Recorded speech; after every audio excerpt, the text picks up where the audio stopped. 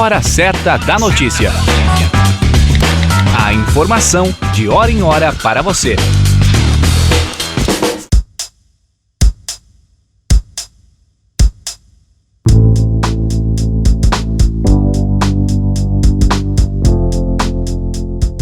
Olá, esse é o segundo episódio sobre o combate à AIDS e faz parte dos esforços da FURB-FM para contribuir com o Dezembro Vermelho, mês de conscientização e luta contra o HIV.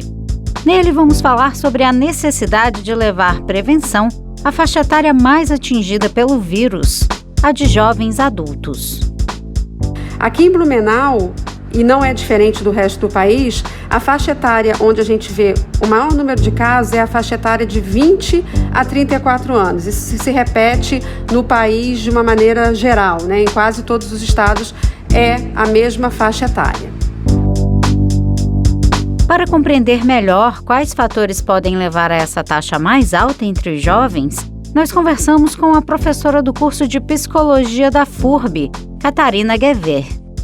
Seja bem-vinda, professora. O que é que nós podemos falar sobre essas campanhas educativas para esses jovens? Nós vivemos, em relação à contaminação do HIV, alguns fenômenos importantes com respeito a como os jovens lidam com essa situação, né? Nós temos a dimensão que esse jovem é abordado, por exemplo, nas campanhas educativas, geralmente a partir dos espaços da escola e muito mais hoje em dia das redes sociais.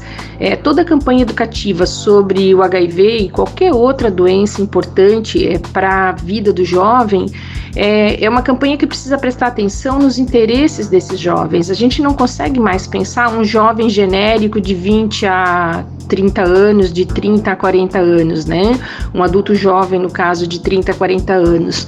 Nós temos que pensar campanhas segmentadas, campanhas que digam respeito a meninos, a meninas, a orientação de gênero e práticas sexuais, mas nós vivemos ao mesmo tempo um embate dentro da dinâmica social em que falar de orientação sexual na escola vem um argumento muito empobrecido de ideologia de gênero, né?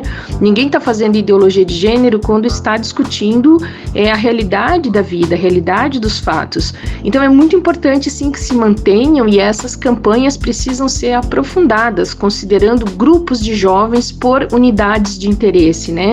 A campanha ela precisa ter esse aspecto mais dialogante com a realidade do jovem que ela pretende atender.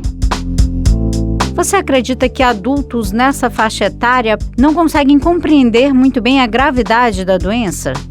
Um outro ponto é o avanço da pesquisa farmacêutica e a possibilidade de enfrentar o HIV na condição de uma doença crônica, né? Como é o diabetes, como é a hipertensão, em que você, seguindo a orientação médica e usando adequadamente a medicação, tem uma vida muito longeva, muito produtiva, muito criativa e feliz.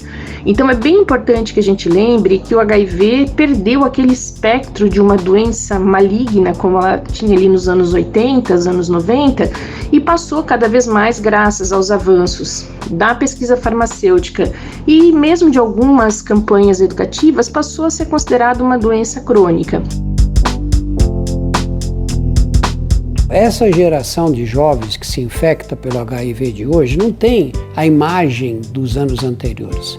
A primeira geração que veio, quando a AIDS surgiu, viu o que acontecia, pessoas conhecidas, alguns ídolos populares até, ficando doentes, emagrecendo.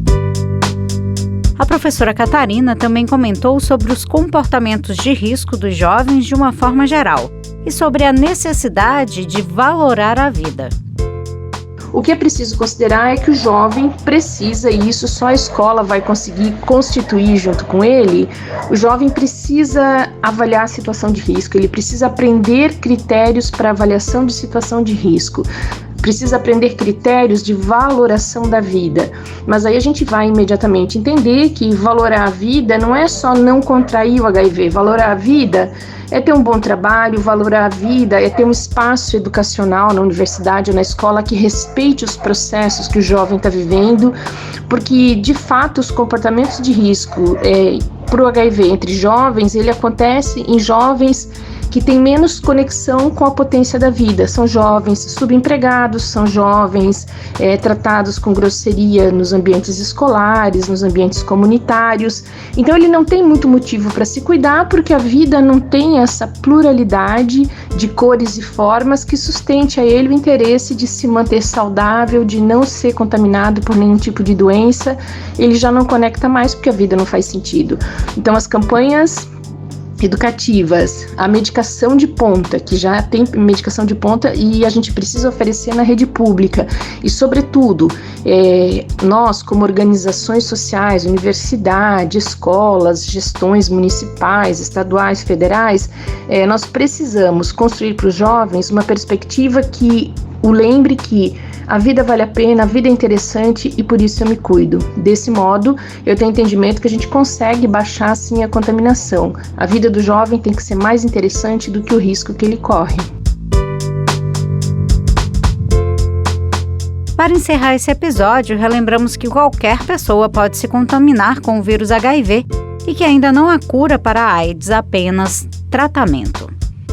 Eles não sabem que os remédios têm efeitos colaterais e que vão ter que ser tomados pela vida inteira. A transmissão pode acontecer por meio de relações sexuais de qualquer tipo e, neste caso, o uso de preservativo ainda é a forma mais segura de evitar o contágio. Outra forma de transmissão conhecida acontece durante a gestação, parto ou amamentação, ou seja, passando de mãe para filho. Nesse tipo de situação, é necessário ter acompanhamento médico e usar medicação para evitar que o bebê contraia o vírus. Também é possível se contaminar por meio de seringas usadas por outras pessoas, de transfusão de sangue ou de uso de instrumentos cortantes infectados. Se cuide de você, cuide dos seus parceiros também. Até a próxima! Produção e locução, Camila Bulhosa. Edição de áudio, Guilherme Vailate.